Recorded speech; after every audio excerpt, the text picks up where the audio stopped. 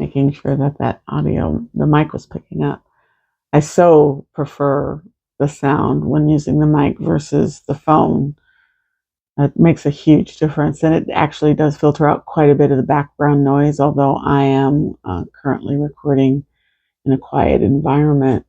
Sometimes I like to have music playing in the background, and I test it all the time to make sure that the music doesn't catch up so it doesn't mess up copyrights.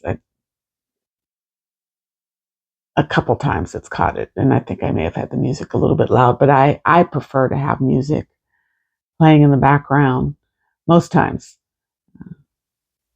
I like to go to sleep to it too. Yeah.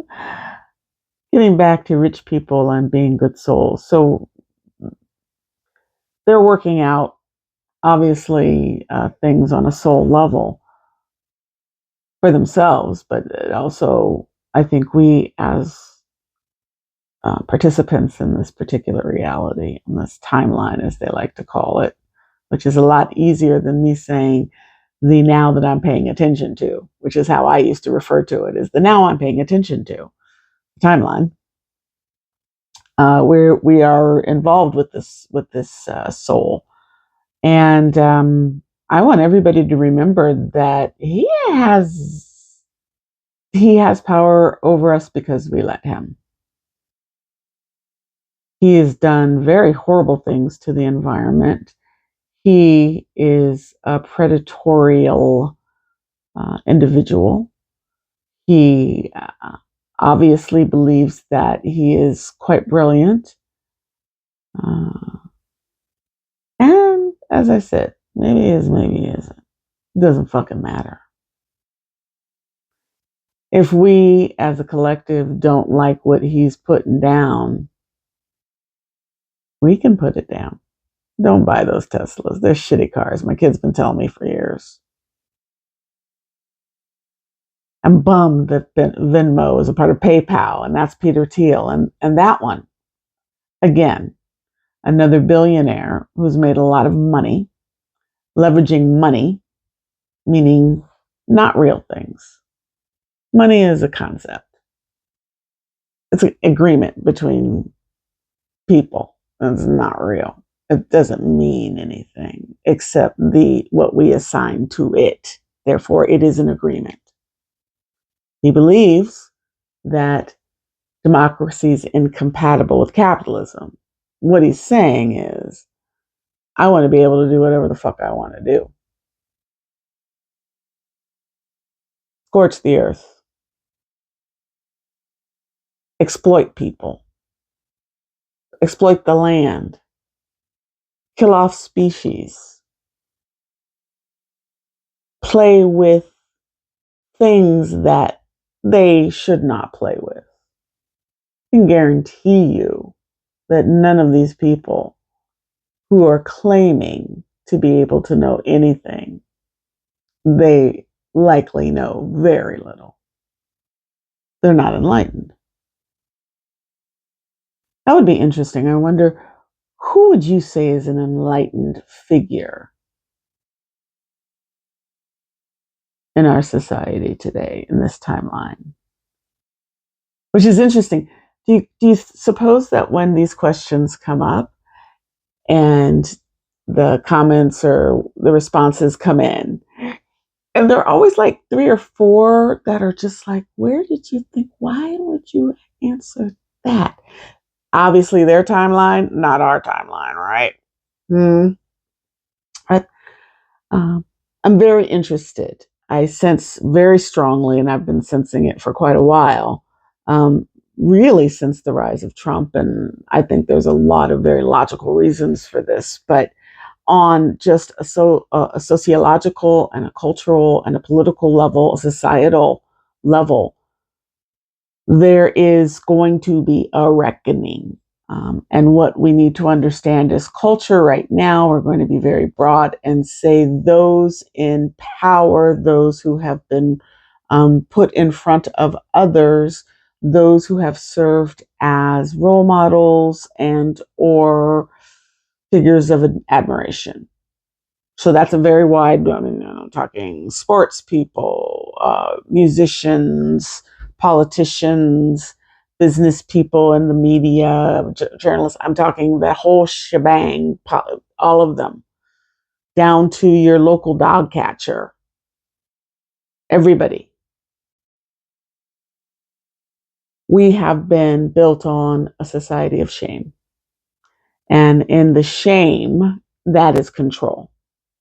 This control that people have had is directly feeding their egos, feeding their bank accounts, which feeds their ego. And therefore they can work together.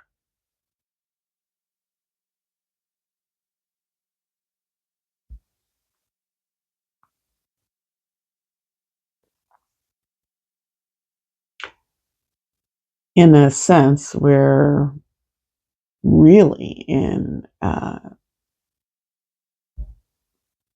battle of good and evil, 0 and 1. Which is the right one? The one with compassion or the one with ego?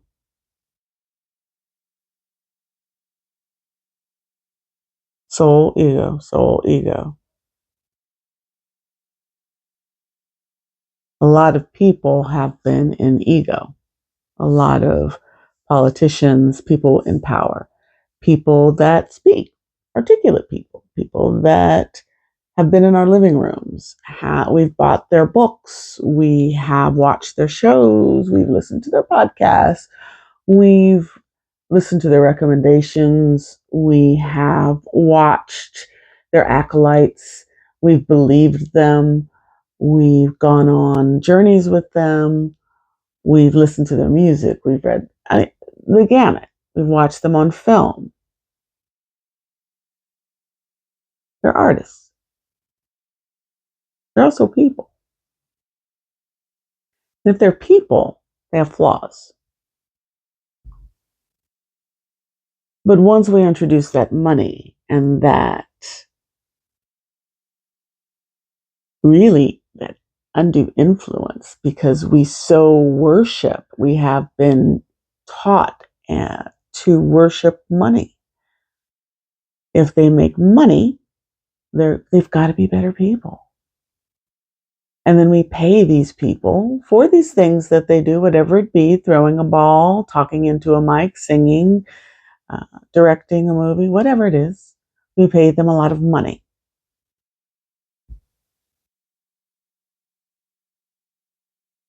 And then they think they're more than God, a God. They think they're gods. But even if they don't think that, they think they're better than most people because they can get people to do whatever they want because they've got money.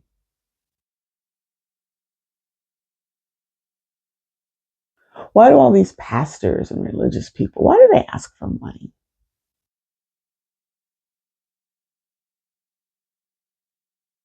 What's the purpose of that? Some of them, some of them give the money to those in need. Yes, yes, yes, yes. They build schools. They do things. They put people through school. Whatever they do things. But a lot of religious, they they seem to be spending it on themselves. Ego. Isn't that what Jesus railed against? He railed against money changers in the temple. That's what he railed against. He didn't necessarily rail against money changers. He said, "Get out of my temple." I took that to mean get the money out of religion.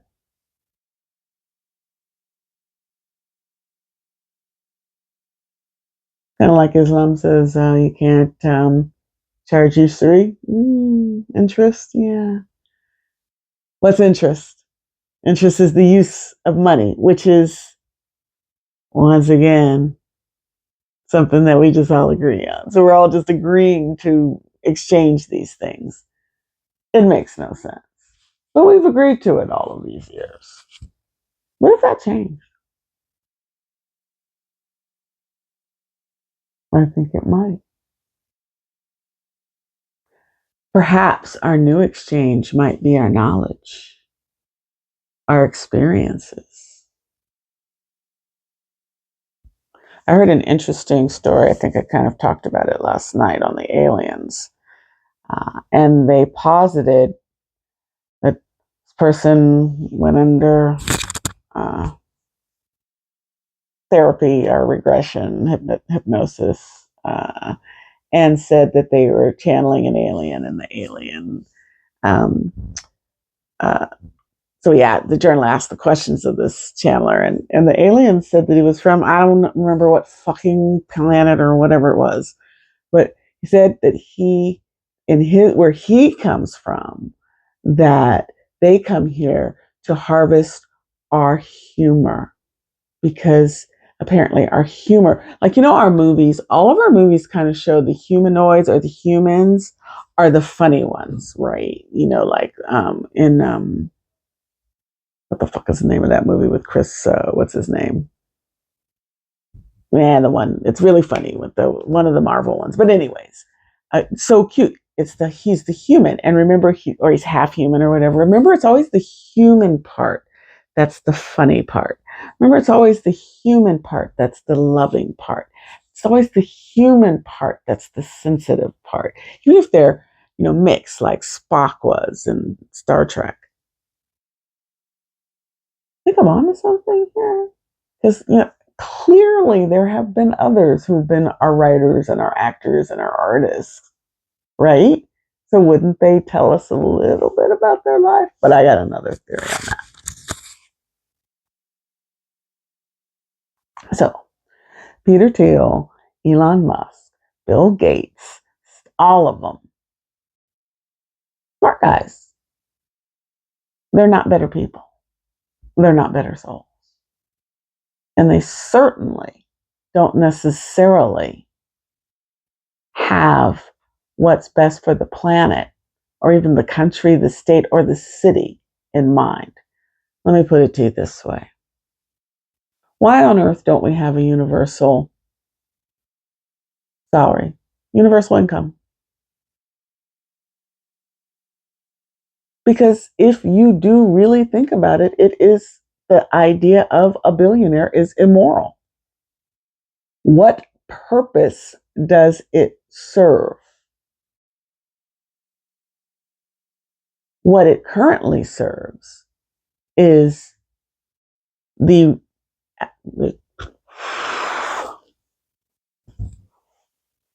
what it currently serves are the interests, self-interests of a whole mass of people that aren't the billionaires. Me.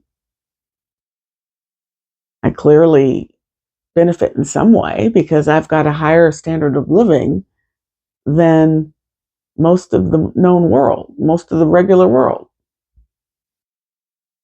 So I obviously benefit from something. But my question is, why doesn't everyone benefit from it? Why couldn't everyone benefit from it? And I'm not going, don't tell me I'm communism or whatever.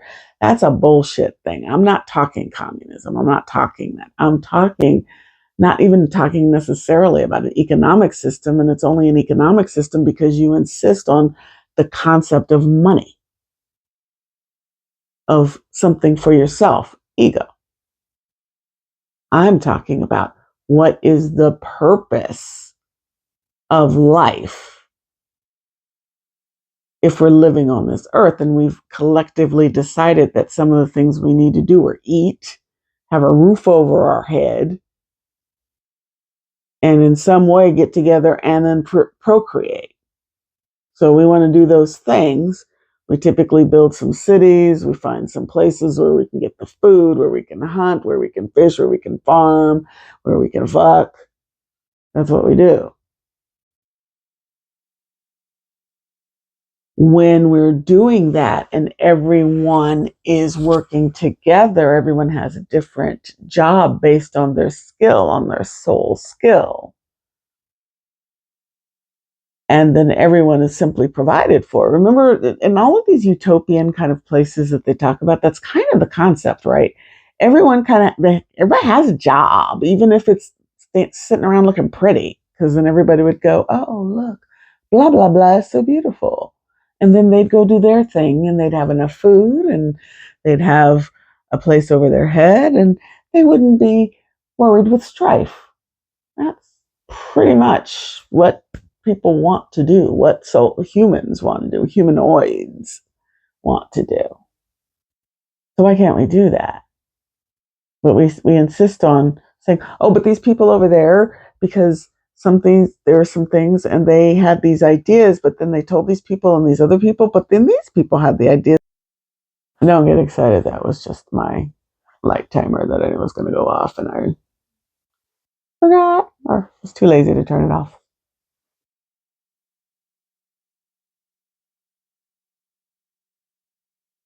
My point being, we have allowed our own selfishness and greed, really what we are looking for is safety for ourselves, but we've traded that safety um, and put our trust in a hierarchy of people that are not good, 0 or 1. They're not good people. They don't have the best for humankind in mind. And sometimes that's just hard to fathom. Like, why would someone be like that? Don't know. Don't really fucking care. So anything that they are doing, be sure that it is likely not for the common good. They're the kind of people in the movies that think they're going to harness that energy, that somehow they're going to control it. They know so much, they're going to do it. And quite frankly, what a lot of people have thought about Donald Trump as well, that they can control him. No, they cannot, because he's mentally unstable. So they cannot control him. And he's a crimer and a grifter criming. That's what he does. And y'all dummies who love to get taken to the cleaners, y'all the ones that just like, you keep losing at that one slot machine and your ass can't move, huh? And then you keep going back to it and you keep giving it your money and it ain't gonna do nothing for you. Yeah. So that's that. The reason why the Republicans have basically sold out our country, well, that's called compromise and shame. Let's go back to that. And let's go back to the downfall of all those famous people. These people have been doing horrible things, morally reprehensible things, in some cases, downright illegal things. And they have gotten away with it for a long time because of our collective greed. We are willing to look the other way. We are willing to take that extra 10 or 5 or 100 cent. Oh, drop me a K. Give me a drug. Whatever our prices. Our prices have been very low as a society. Our prices, we've been downright fucking cheap.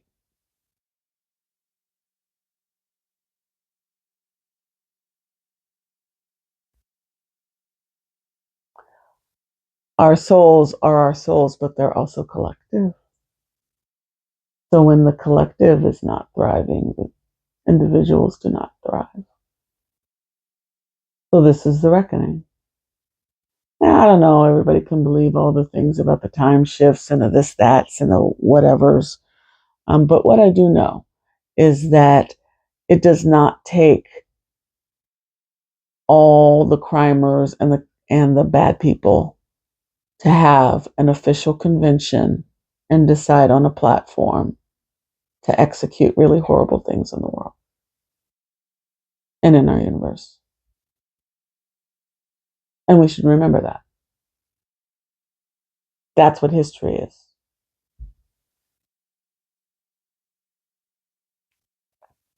Uh, I said Kamala should run. I talked about Elon Musk. Biden is just, like I said, always liked him. Never thought he'd be president. Been a fucking good president. But because he wanted to be president so badly. And he got a little white savior thing going. He's like, only I can save the nation. I need to stay. Yeah, no, Joe. No. But what they did to Kamala? Oh, hell. No, one night I'm just going to talk about that because that still fucking pisses me off. Anyways, so I'm in on Kamala. Kamala, you should run. Where do I sign up? Where do I do it? I will do it because that needs to happen. You should not run for governor of California because that does not put you in a good spot to take him down in 28.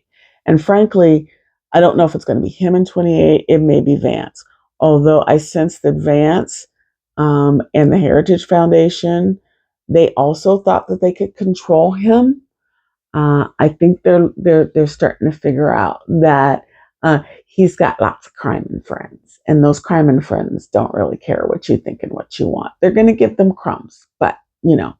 But I also want to remind what just really just a couple things. Hakeem Jeffries, okay, I like the rhyming. It's cute. We do need to be, we need to be motivated. But what is not motivating us, and this goes to every single last fucking Democrat in every single last elected office in this goddamn country.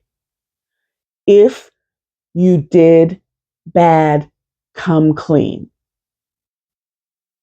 If you did it, if you did something, if you took some money from the NRA, if you were screwing somebody you shouldn't have been screwing, if you're secretly gay, if you're cheating on your wife, if you're polyamorous and your wife knows, I don't care what the fuck it is, come clean. Tell the American people what you did. You're being selfish. It is true. We are close to World War III. We are closer than we've ever been because we've got crazy in the house or coming into the house, and everybody else has got their finger on the trigger. So you need to come correct to the people, all of you. And people, we need to understand that they're human. Now, am I saying that everyone gets forgiven? No, I am not saying. God, motherfuckers, those goddamn. Okay, I'm going to hear the dog in a minute. Yeah. Motherfuckers don't want me to do this, do they? God damn it. Yeah, she's here now. So, anyways. No. Come clean. Look, Republicans, same with you. We need to realize as the public that every single last one of our public figures probably is in some way compromised, and God damn it, Russia's probably got the picture of it. And if they don't have the picture of it, they each got the picture of it. And somebody in there, Elon Musk, has a picture of it. So let's take that motivation away. Let's take that fear away. Every decision in life, every decision that we make, love or in fear, love, fear. Okay. If we are in a fear thought, that's where shame comes in. They are ashamed of the things that they did. Now, I don't know, and I'm being very broad here, everybody. I don't know. I mean, obviously the Diddy tapes are going to tell us something. We obviously know that there's something there. That's a whole other issue. And I think everyone, what they need to remember about the music business is that it was mob. The music business was a mob business, right? Go back, check it out. You can, I don't know. That hitmen. So, there you go. Hitmen didn't just mean people that killed people.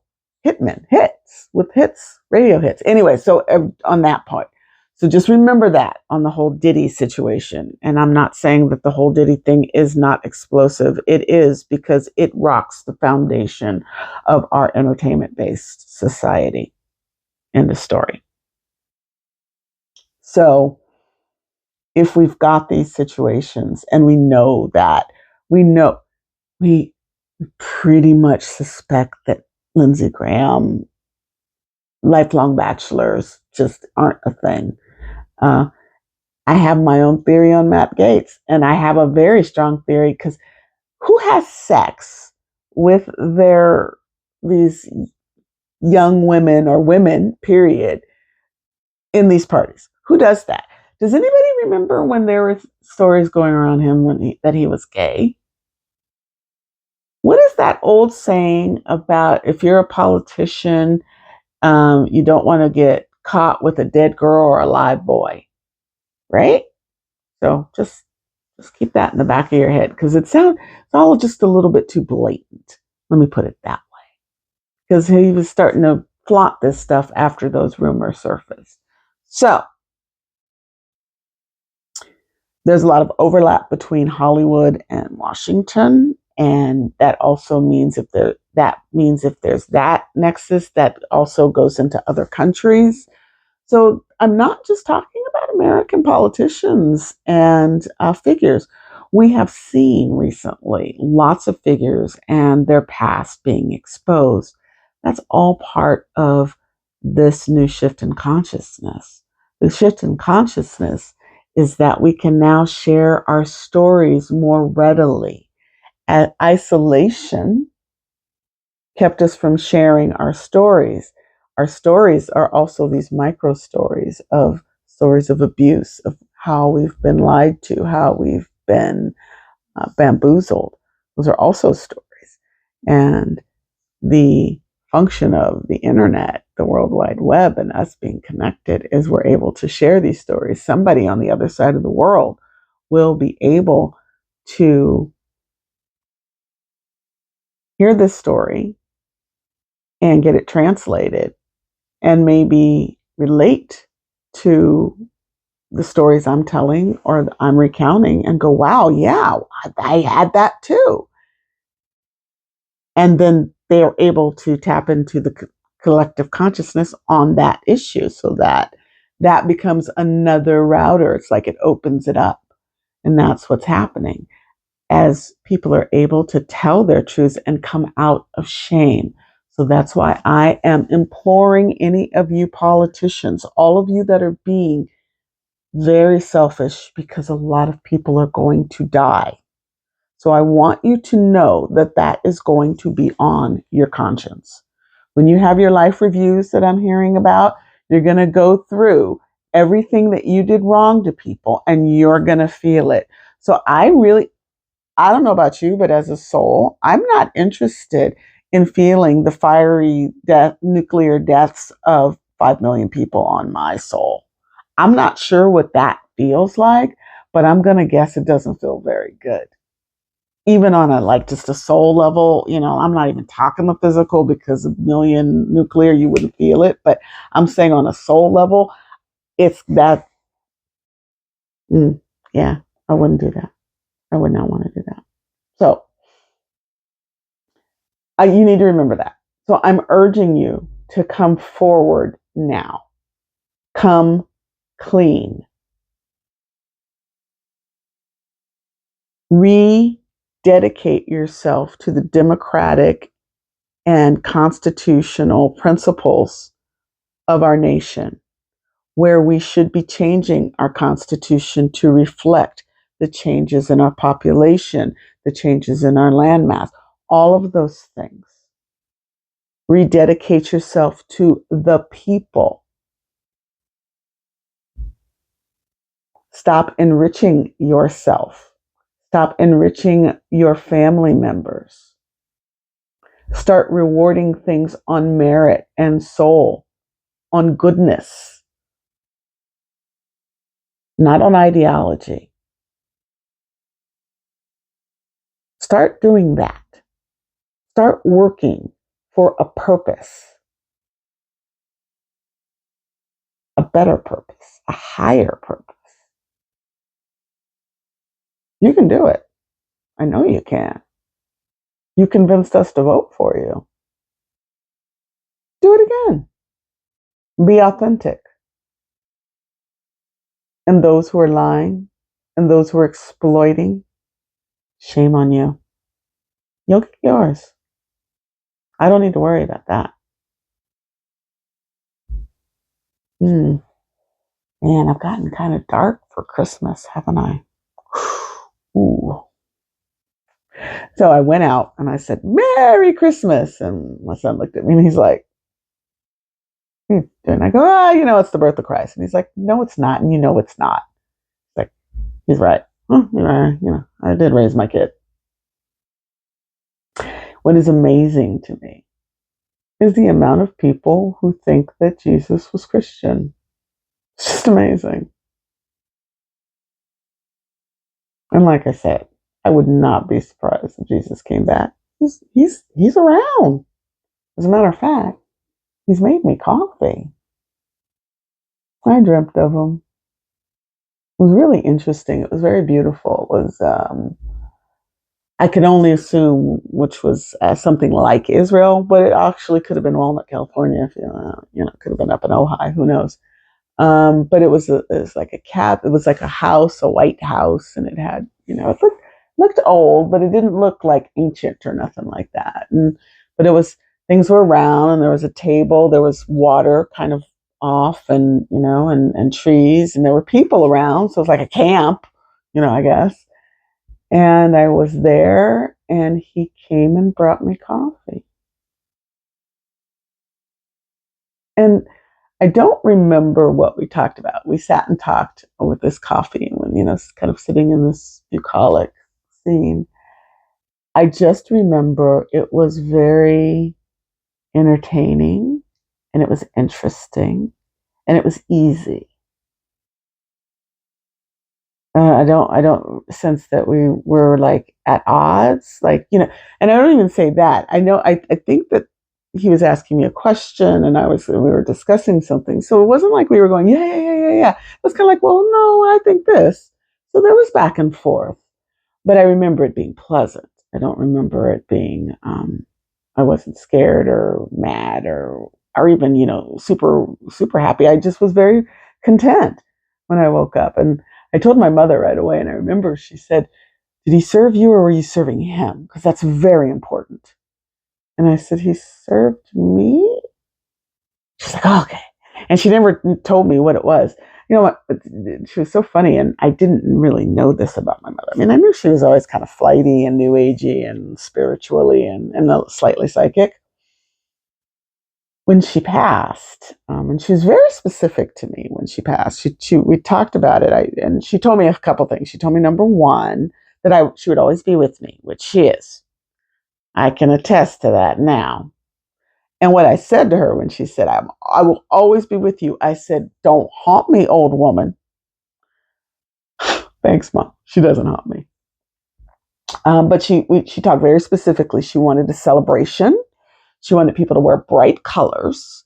She did not want, she said, she was moving on. So there was nothing for anyone to be sad about. She was so not funerals were not the way it was going to go. She wanted to be cremated because the body is just a vessel. It's going to turn to ashes. It's not the soul. And she wanted everyone, all the flowers. She said she didn't want flowers. She wanted plants. And if they didn't have and then she wanted the plants to go to a convalescent home.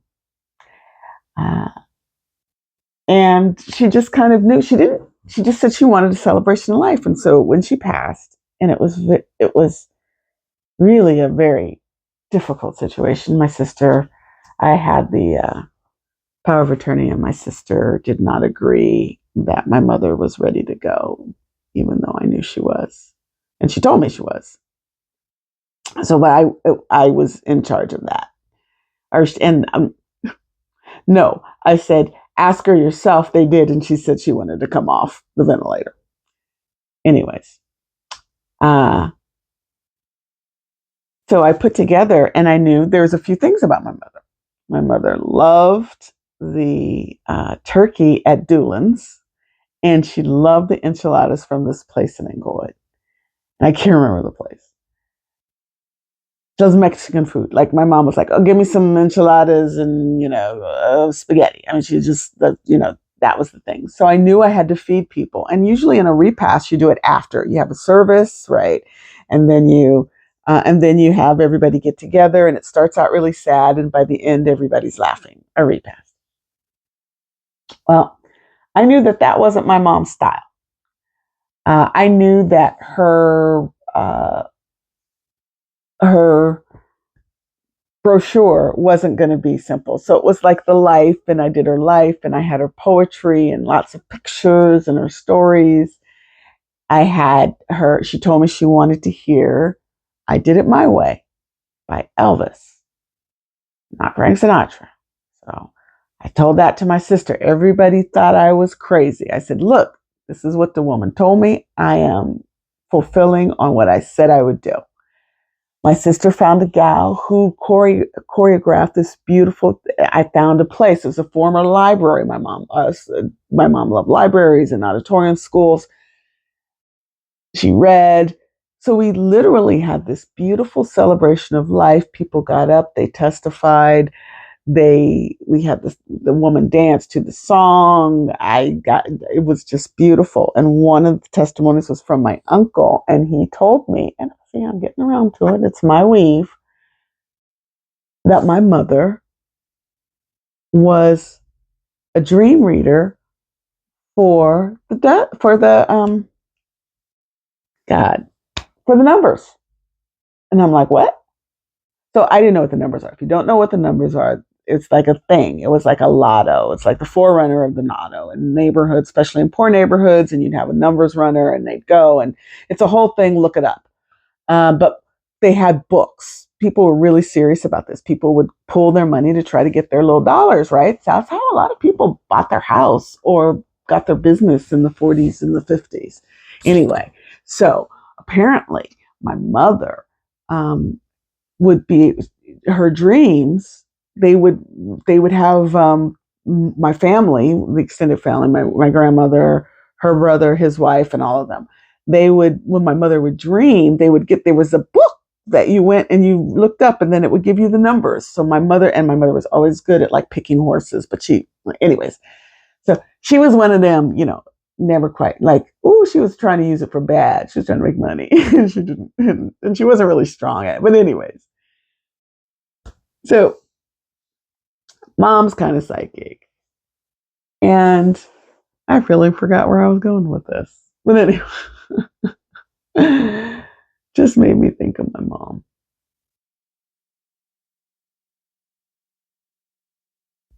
Mom being psychic and wanting the different send out. So I know what I did what you wanted, Mom, but everybody did think I was crazy because I had all of this thing. And then in the middle of it, we served food from Doolin's and this Mexican place in the middle. And then we had a second part, and it was beautiful. And I had her art everywhere, and everyone was told to wear bright colors. And what was really beautiful is a lot of people from my job at the time came, and many of them had never met my mother. I just met her maybe once. People I'd worked with for many years, and they said, I didn't really know your mother, but I feel like I got a good sense of her. And that was the idea. I had to celebrate my mom. My mom was just like this larger than life character, and she's the character. She's the character in all my stories. I mean, I always have to have that character, the sassy character, the kind of crazy character, the loving character, the one who jumps up and says, "I need to find myself," and then comes back, with money that she won and pays for everybody's surgeries or something else. Okay, that never happened, but that would have happened. I'm really feeling, thanks, Mom. Feeling her love a lot right now. Really am. My mother is the one who told me that I am a star. And I am a star. I am uh, uh, uh, uh, uh, something through alternative roots. Um, Schooled through alternative roots. Scholared through alternative roots. I didn't go to college. She's always kind of pushing me. She took a lot of pictures of me. She always said I was a model. I was so beautiful, that I needed to be out in front of people, and I just recoiled from that. Just I did not like it. She got a publicist when I was on my way to Israel because I was trying to raise money because we didn't have any. And the publicist got a blurb published about me in the Sentinel. It was a picture she had taken of me, and it just had my name. And I'm home, and this guy calls, and he's like, "Is this you?" And I freaked out because he saw me and he told me I was cute. Man, scared the fuck out of me. And when I told my mom about that, she's like, "That's scaring you," and I was like, "Yeah." And she told me, if you're going to be out there, that's going to happen. People are going to see you. Well, I don't want anybody to see me. Boom. So what? 45 years later, 40 years later, here we are. I'm out there, um, really pushing myself, almost to where it was deafening in my head. It was like screaming in my head. Talk, just do it. What are you waiting for? What is your problem? Actually, and the universe, as they say, kept putting things in my way. Uh, and one of them was a creator that I'll try to find and link in this particular description at some point, who said, "You just need to get on the damn video and talk. And here are the reasons why." And so I listened. So I'm subscribed to him now. I don't watch a lot of creators, so I get some, but like, yeah, when you find ones you like, you're like, yeah, I'm in. But I'm not that in. I don't really kind of grasp the whole concept of the paying membership, but I do grasp the concepts of monetizing your channels. Of course, I grasp that concept. Uh, yeah, I don't think I have too much more to say. I'm tired now. Now that I think about it, I want to wrap up this video, and I turned off my computer, but I want to do it while I'm sleeping because tomorrow's Christmas and it's early, and I didn't have any bread. And I told my sister I was going to bring French toast, which I'm not. So I got to figure somewhere out, and we're going to go to the store. So I'm leaving much earlier than I thought. And then, of course, I'm going to want to do this because this is something that is burning inside of me right now to do, along with all the other things I'm doing. So yeah, I guess I'm turning my computer back on.